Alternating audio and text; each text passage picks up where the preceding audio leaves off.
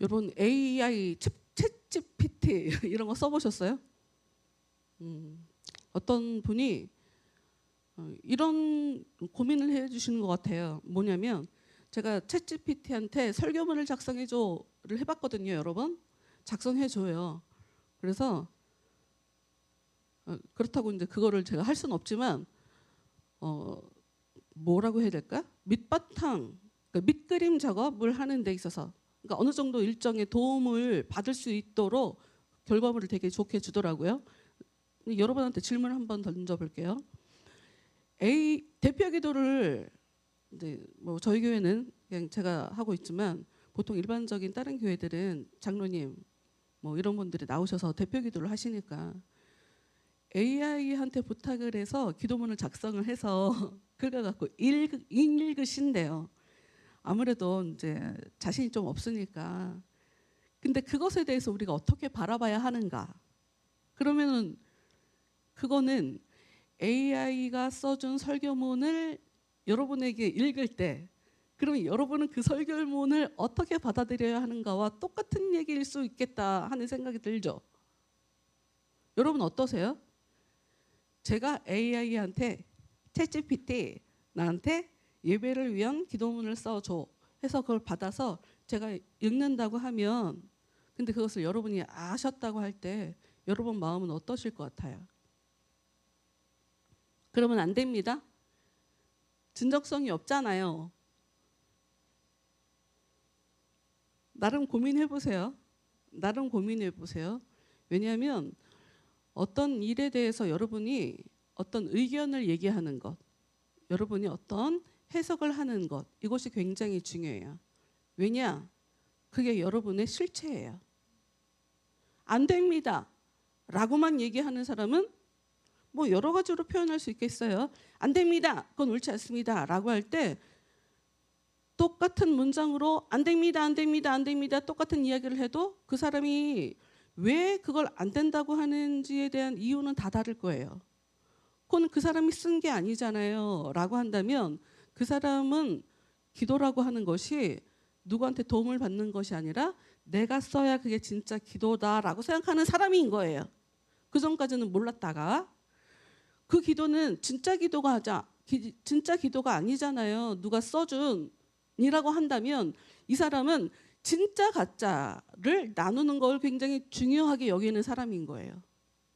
괜찮습니다 라고 얘기한다면 그 또한 여러 가지 마음으로 다양한 이유로 괜찮습니다를 하겠죠.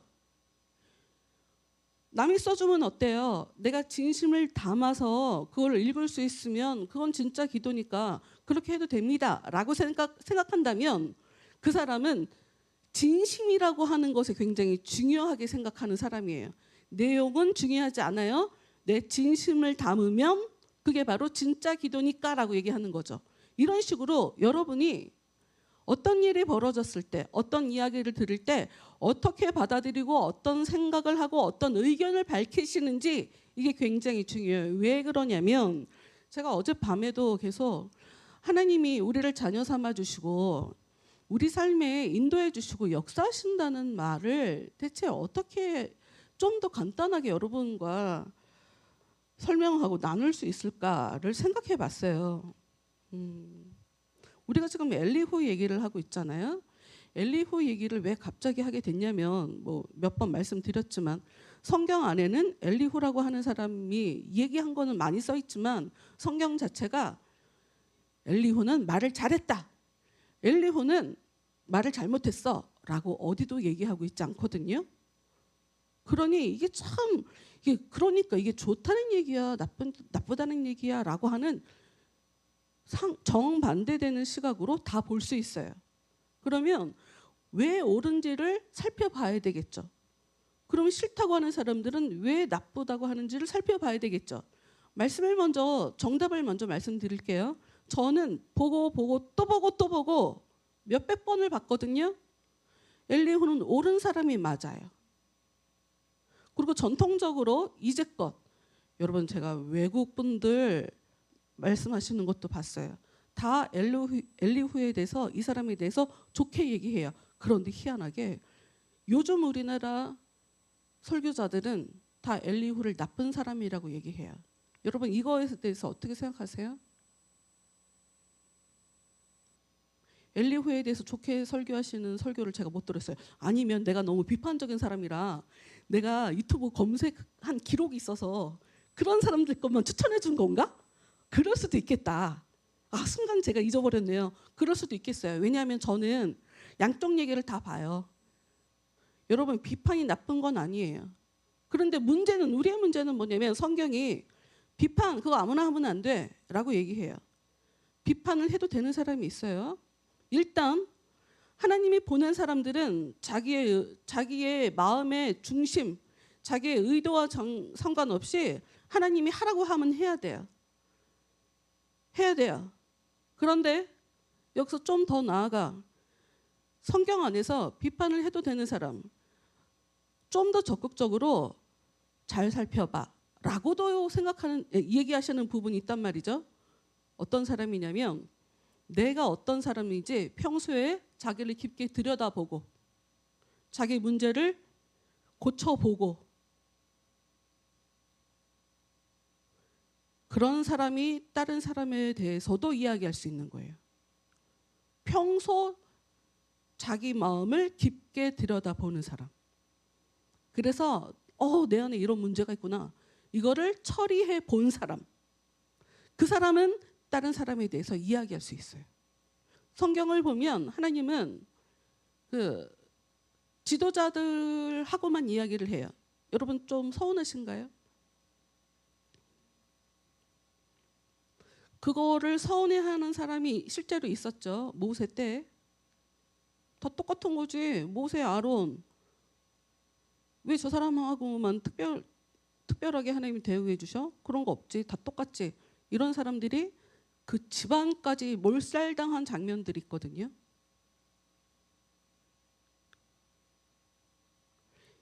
여러분 교회는 말을 해야 되는 사람이 있고 말을 들어야 되는 사람이 있어요. 여러분 정확하게 아셔야 돼요. 내가 말을 해야 되는 사람인지 말을 들어야 되는 사람인지. 아무 생각 없이 말을 하는 일을 계속 반복하시다 보면 죄에 빠지게 돼요. 제가 말씀드리고 싶은 건 그러니 한쪽을 무조건 무시하면 그것도 하나님 앞에 죄다. 남에 대해서 함부로 얘기하지 마라. 그 죄값은 우리의 머리로 다 돌아옵니다. 여러분의 머리로 돌아와요. 그러나 여기서 이제 우리가 봐야 되는 이 욥기 32장에 나와 있는 이 엘리후만 깊게 들여다볼 때 이걸 왜 들여다보냐면 여러분 욥이 겪는 이 일은 지금도 우리 삶에 벌어지고 있어요. 그런 것 때문에 그래요. 욥이 당한 이 일은 지금도 여러분에게 벌어지고 있다고요. 여러분이 깨닫지 못해서 그렇지.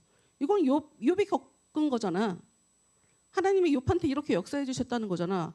왜 그 얘기를 왜 자꾸 반복을 하는 거야? 그러니까 그런 방식으로 하나님도 여러분에게 지금 역사하고 있기 때문에 여러분이 이해를 못하고 있을 뿐. 욥의 세 친구와 엘리후의 가장 큰 특징을 다시 한번 정리하고 넘어갈게요. 왜 하나님이 욥의 세 친구와 엘리후라고 하는 사람을 다르게 대해 주셨는가? 여러분, 세 친구도 욥에 대해서 문제를 지적했고 엘리후도 욥에 대해서 문제를 지적했어요. 심지어 엘리후라고 하는 이 젊은 사람은 고난을 겪고 있는 욥뿐만 아니라 욥에게 충고를 하고 있는 세 친구까지 다 혼냈어요. 근데 하나님이 엘리후에 대해서 나쁘다고 하지 않는 이유가 있어요. 그것은 무엇이냐? 욥의 세 친구는 추정에 의해서 얘기한 거예요. 이런 일을 벌어지는 거 보니까 너는 그런 거야. 성경에 써 있잖아. 하나님 우리한테 말하셨잖아. 잘못하면 벌 받는다고 써 있잖아. 너 지금 벌 받고 있잖아. 그러니까 잘못했다니까. 넌 그걸 인정해야 돼. 인정하라니까. 인정하면 앞으로 잘 될 거야. 이게 욥의 세 친구가 얘기한 거야. 여러분 이렇게 안 살아요?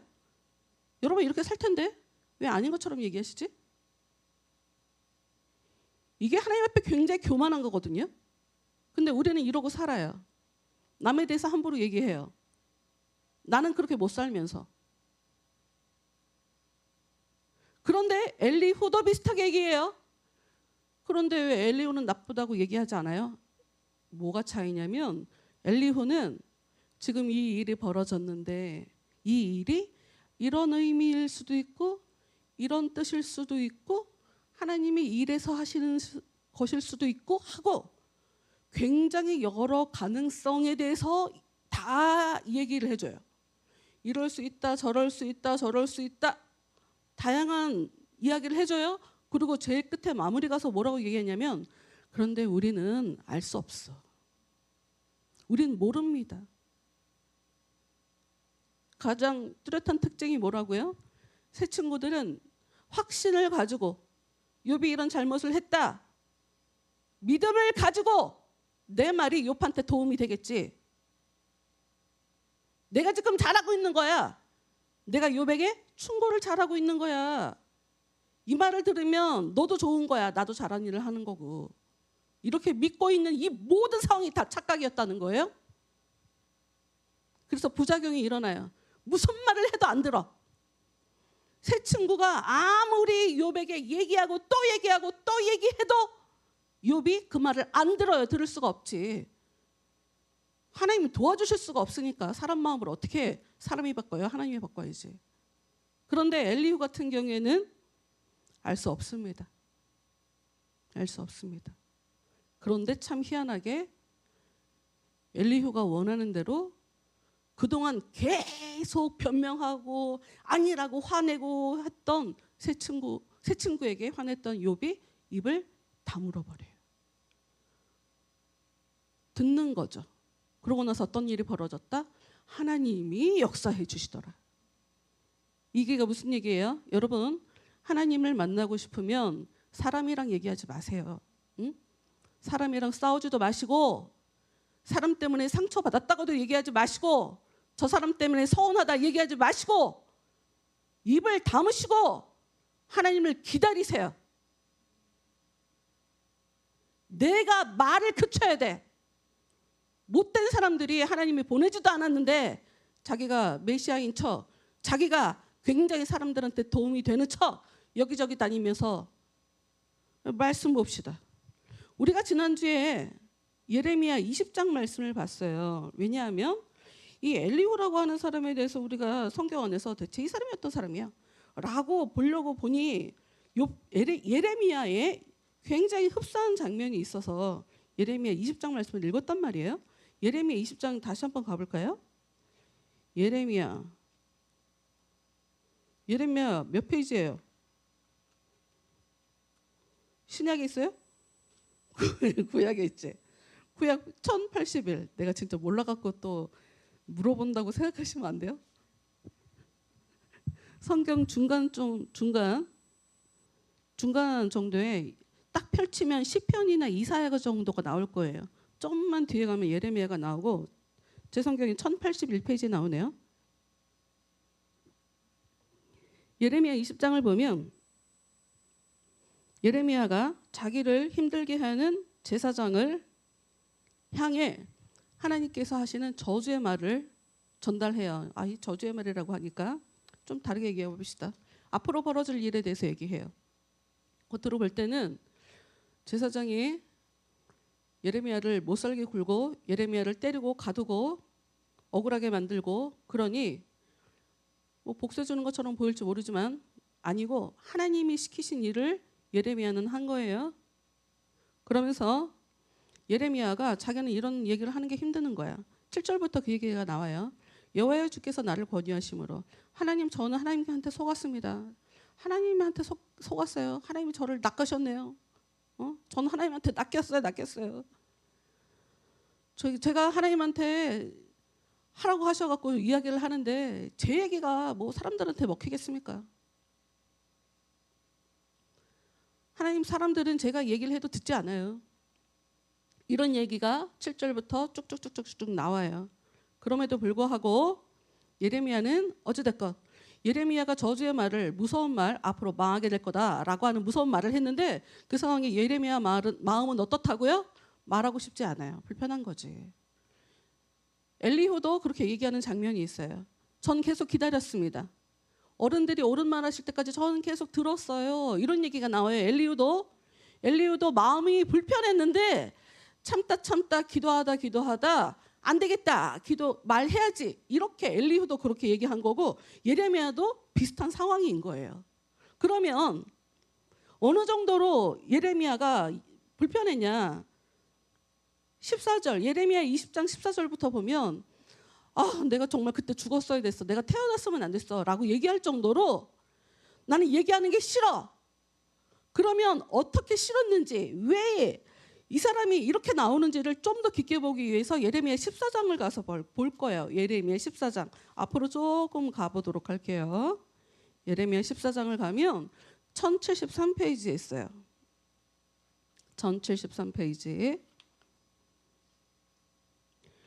읽어볼게요. 제일 처음 시작을 어떻게 하고 있냐. 가뭄에 대하여 예레미야에게 임한 여호와의 말씀이라. 여러분 여기 지금 가뭄에 대해 지금 이 상황은 어떤 상황이냐. 지금 나라에 가뭄이 생겼어요. 하나님이 비를 안 줘요. 비를 안 주면 농작물이 생산해낼 수 없잖아요. 먹을 게 없죠. 좀 다르게 얘기해 볼게요.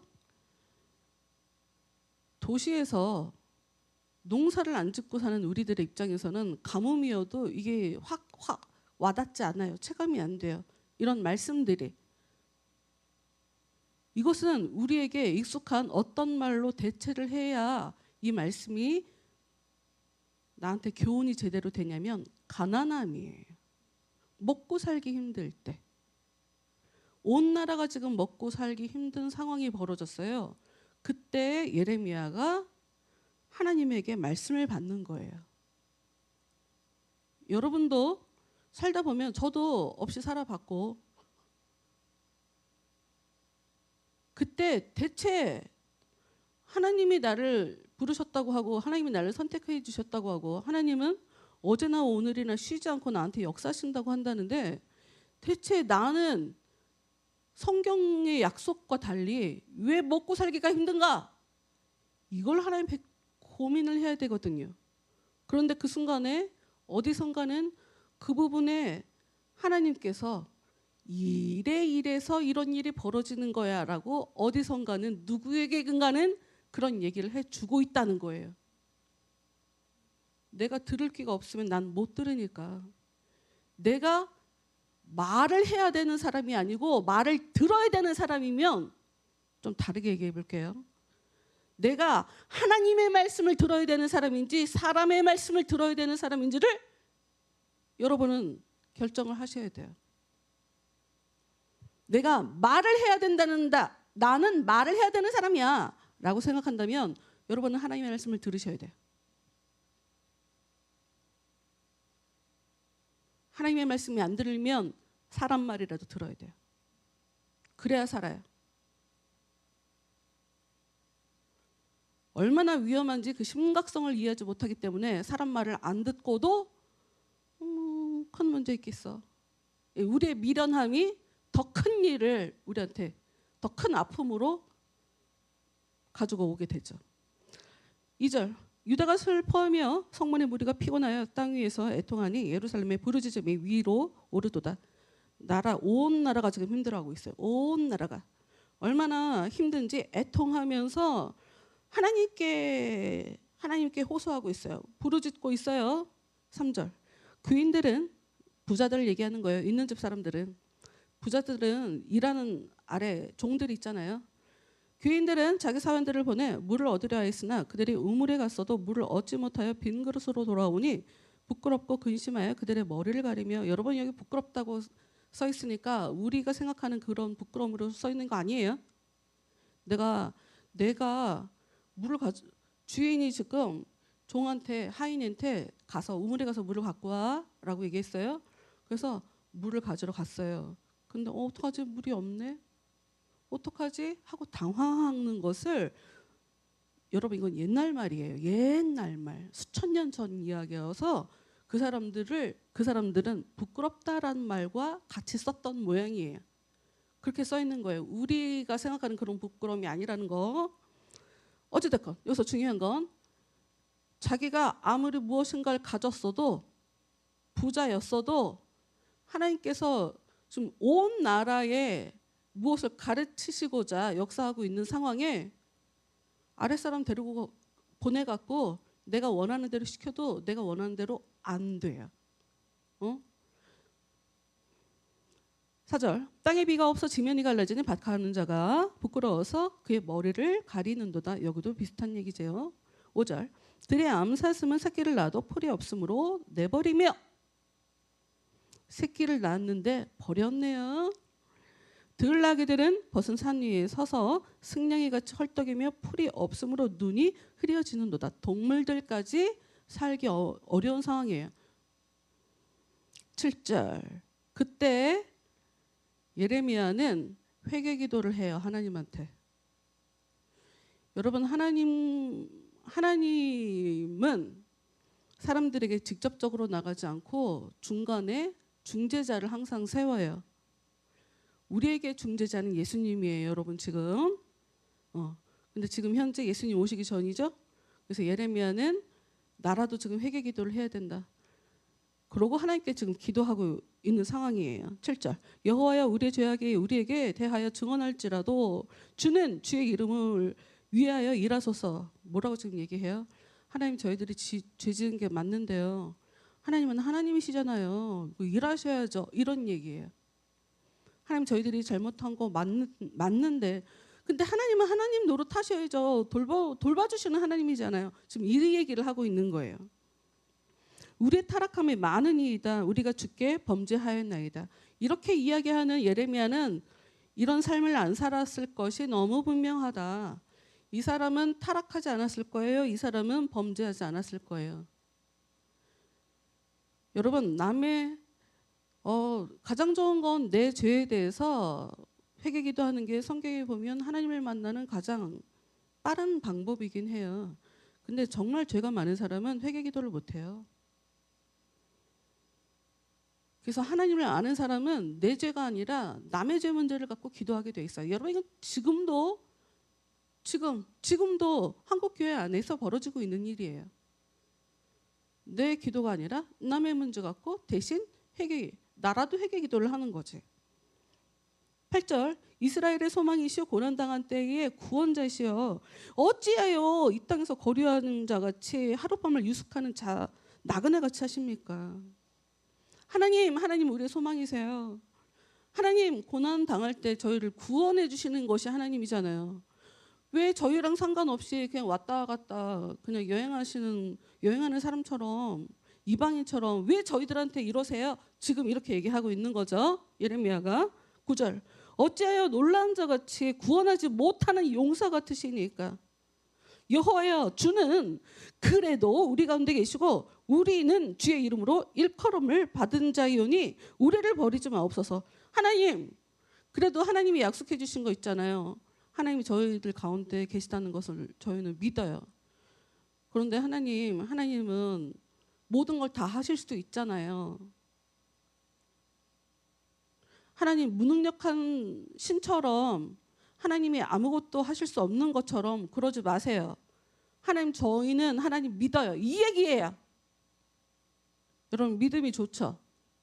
모든 사람이 힘들어하고 있는 순간에 예레미야는 이렇게 기도하고 있어요. 그런데 하나님이 뭐라고 얘기하시는지 10절 여호와께서 이 백성에 대하여 이와 같이 말씀하시되 그들이 어그러진 길을 사랑하여 그들의 발을 멈추지 아니하므로 여호와께서 그들을 받지 아니하고 이제 그들의 죄를 기억하시고 그를 벌하시리라.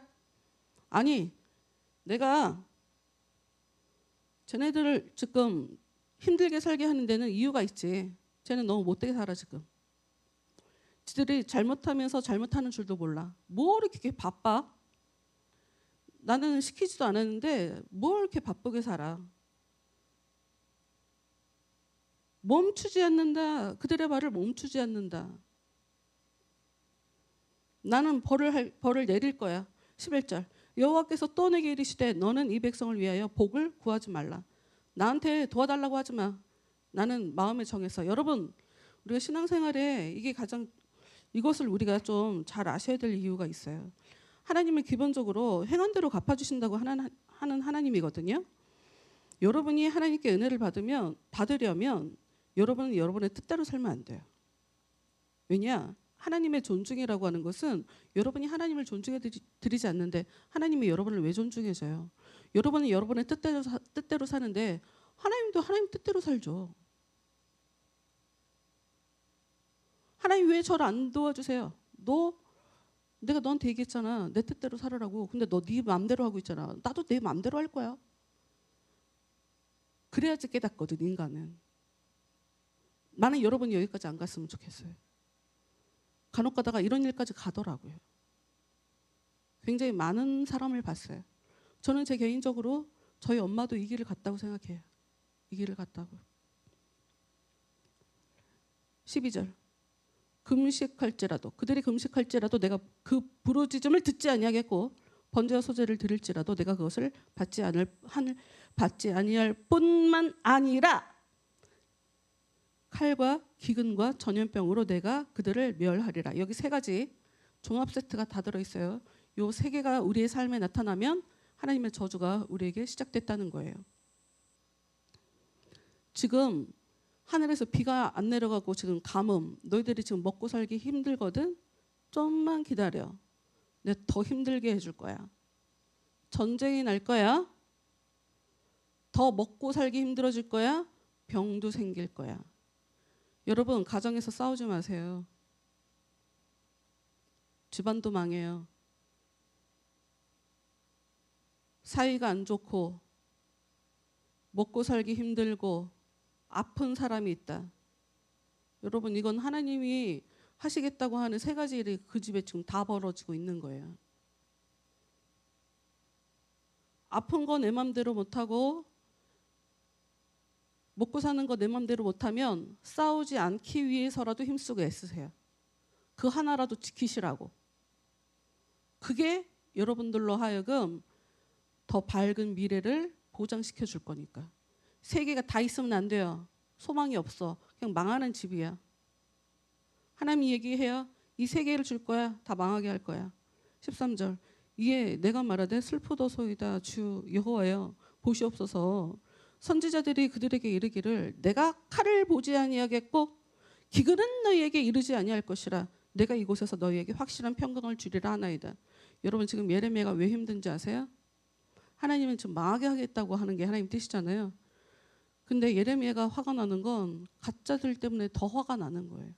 가짜들은 뭐라고 얘기하냐면 안 망해, 안 망해. 괜찮아. 무슨 싸운다는 거야. 그냥 사이좋게 잘 지내면 되지. 안 쳐들어와. 걱정하지 마. 먹고 사는 어려움, 기근이 찾아온다고? 그런 일 없어. 이들이 사용하는 가장 의심할 수 있는 단어 뭐냐? 13절 맨 끝에 내가 이곳에서 너희에게 확실한 평강을 주리라. 확실한. 여러분, 우리는 앞으로 살면서 정답을 주는 사람을 여러분은 멀리하세요. 그 사람은 아는 척하는 사람이야. 그 사람이 얼마나 잘났으면 자기가 다 안다고 해. 내 말이 확실하다라고 얘기하면 그 사람 얘기는 듣지 마세요. 다만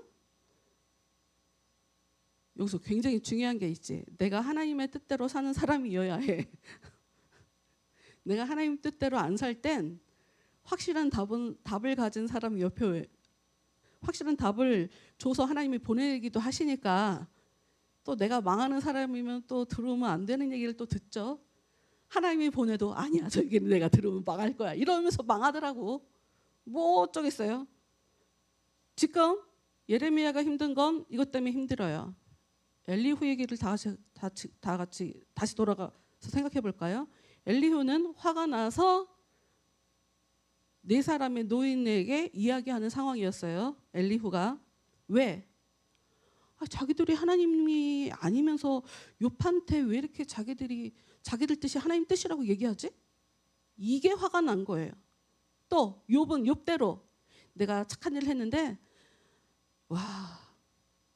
다 소용없네. 내가 선하게 살았는데 하나님이 나를 이렇게 무시하시다니. 착하게 살아도 의미 없구나. 욥도 그렇게 얘기하는 게 화가 난 거예요. 둘 다 하나님하고 전혀 상관없이 하나님 안에서 확실한 답을 가져버렸거든요. 그래서 엘리후가 화가 나서 열받아서 얘기하게 된 거죠. 14절 여호와께서 내게 이르시되 선지자들이 내 이름으로 거짓 예언을 하도다. 하나님이 얘기해요. 나 알아. 나 알아. 쟤네들이 지금 나에 대해서 예언하는 거 나 알고 있어. 거짓 예언하는 거 나도 알고 있어. 나는 그들을 보내지 아니하였고 그들에게 명령하거나 이르지 아니하였거늘 그들이 거짓 계시와 점술과 헛된 것과 자기 마음의 거짓으로 너희에게 예언하는도다. 이게 욥 얘기하다가 왜 여기로 왔어요? 라고 궁금하실 수 있죠. 욥의 세 친구가 이런 마음인 거예요. 하나님은 욥의 세 친구를 보내지 않았어요. 욥한테 가서 위로해줘라 얘기하지 않았다고요? 하나님이 보내지 않았지만 예언의 말씀을 주는 거예요. 정신 차려라. 회개하고 삶이 다시 회복돼야지. 15절 그러므로 내가 보내지 아니하였어도 내 이름으로 예언하여 이르기를 칼과 기근이 이 땅에 이르지 아니하리라 하는 선지자들에 대해서 여호와께서 이같이 말씀하셨노라. 그 선지자들은 칼과 기근에 멸망할 것이다. 그 무서운 일이 안 벌어질 거라고? 걔는 망할 거야. 근데 여기서 중요한 게 뭐가 이게 중요하죠. 16절이 중요해요. 그들의 예언을 받은 백성은 기근과 칼로 말미암아 예루살렘 거리에 던짐을 당할 것인즉 그들을 장사할 자가 없을 것이요 그들의 아내와 아들과 딸이 그렇게 되리니 이는 내가 그들의 악을 그 위에 부음이니라. 여러분 지금 뭐라고 써 있어요? 엘리후의 마음 상태와 너무 똑같죠. 엘리후가 왜 욥한테 화났어요? 새 친구들이 욥한테 그렇게 얘기한다고 똑같이 죄 지시면 돼요? 그 얘기거든요. 못 살게 굴면 마음이라도 지키셔야죠. 옆에서 건든다고 그 얘기에 도발을 한다고 거기에 넘어져서 똑같이 죄 지시면 안 되죠. 이러고 욥한테 화를 낸 거예요. 엘리후가 나이 어린 것이 이렇게 안 그래도 힘든 사람한테 화낸 게 아니에요, 여러분. 근데 얘기하잖아요. 19절. 거짓 예언자들이 설치는 게 뭐가 문제냐면 그 예언 받은 백성까지 같이 죽어버리기 때문이에요. 새 친구가 거짓말로 거짓 확신으로 욥한테 가서 욥이 말로 죄짓게 만들어버리는 거 봐요. 똑같은 상황이라고 지금 이게. 그런데 그 상황에 17절 너는 이 말로 그들에게 이르라 내 눈이 밤낮으로 그치지 아니하고. 여러분 하나님이 못돼서 죄인은 무조건 죽여야 돼 이래서 죽이는 게 아니에요.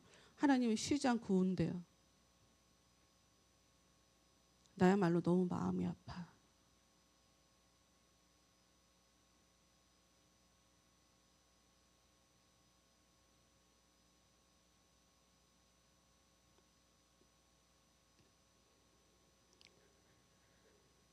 여러분 우리는 힘든 일이 생기면 하나님이 나 미워하나 보다. 하나님이 나 무시하나 보다. 그렇게 생각하거든요. 근데 그 순간에 하나님이 오죽하면 나를 때릴까. 여러분 이건 자식을 키워보면 알 것 같아요. 자식 키우기 전까지 이해 못해. 내가 가슴이 너무 아프지만 아니니까 무섭게 혼내야 다음부터 죄 안 짓거든요. 하나님 그런 마음인 거예요. 그래 나한테 기도하지 마. 이거밖에 방법이 없어. 내가 여태까지 긴 시간 기다렸는데 이거밖에 방법이 없어. 할 거야 나. 걔들이 죄 졌기 때문에 난 할 거야. 그런데 그 상황에 예레미야를 19절 가서 봅시다. 예레미야는 하나님이 더 이상 나한테 얘기하지 마라고 하는데도 또 하나님께 매달리고 있어요. 19절 주께서 유다를 온전히 버리시나이까? 주의 심령이 시온을 싫어하시나이까? 어찌하여 우리를 치치고 치료하지 아니하시나이까? 우리가 평강을 바라도 좋은 것이 없고 치료받기를 기다리나 두려움만 보나이다. 여호와여 우리의 악과 우리 조상의 죄를 인정합니다. 우리가 주께 범죄했습니다.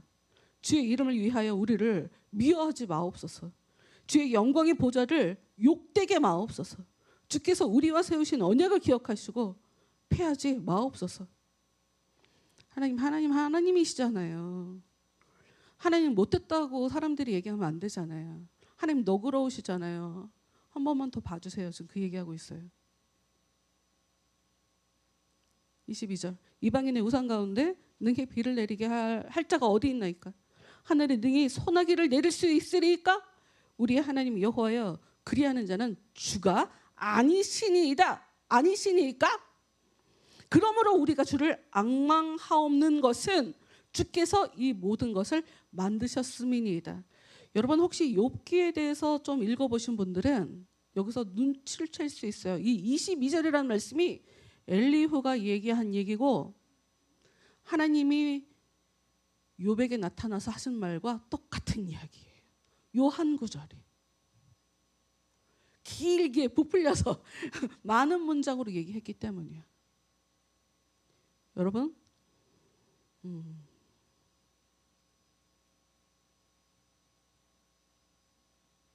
우리 주위에는 가짜들이 많아요. 여러분, 우리는 우리 삶에 이런 일이 많아요. 우리는 지금 이런 삶을 살아가고 있다고.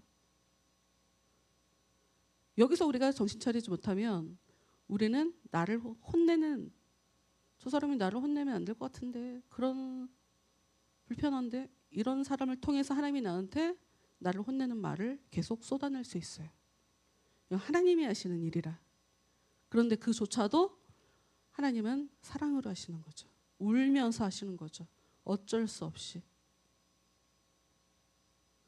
네, 오늘 말씀은 여기까지 보면서 우리 찬양합시다.